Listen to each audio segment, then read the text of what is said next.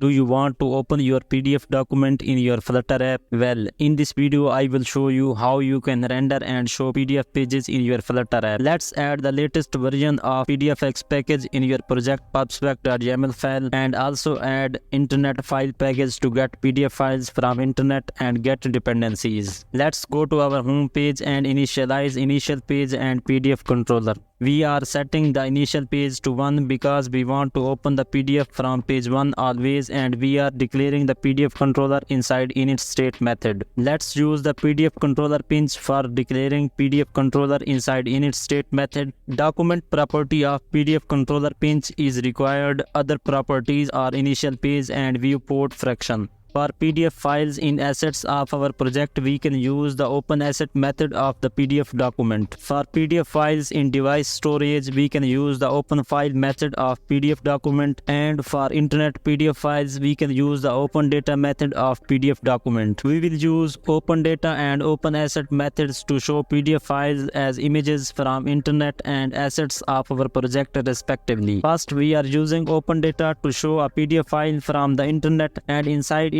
we are using the internet file package to get PDF file from internet. Let's set the initial page parameter to the initial page variable which we have already defined. Also remember to dispose of the PDF controller to avoid memory leaks. Inside scaffold, we are using background color and app bar with title and list of widgets in actions parameter. Let's use an icon button to go to the previous page using the previous page method of the PDF controller. Next, we are using PDF page number widget. It has two required parameters. One is controller and another is builder. For controller, we are setting it to PDF controller. Builder uses a callback function with context, loading state, page number and total pages. We are returning a container with text to show page number and total pages. Next, we are using another icon button to go to the next page of the PDF using next page method of PDF controller. In the end, we are adding another icon button to open the PDF from assets in our project in the assets folder. For this, let's use the load document method of PDF controller and then the openAsset method of the PDF document and give the path of the PDF file. Inside body, we are using the PDF view pinch widget of the PDFX package. It has multiple properties like controller, on page changed, on document loaded, on document error, builders, scroll direction, padding and background color.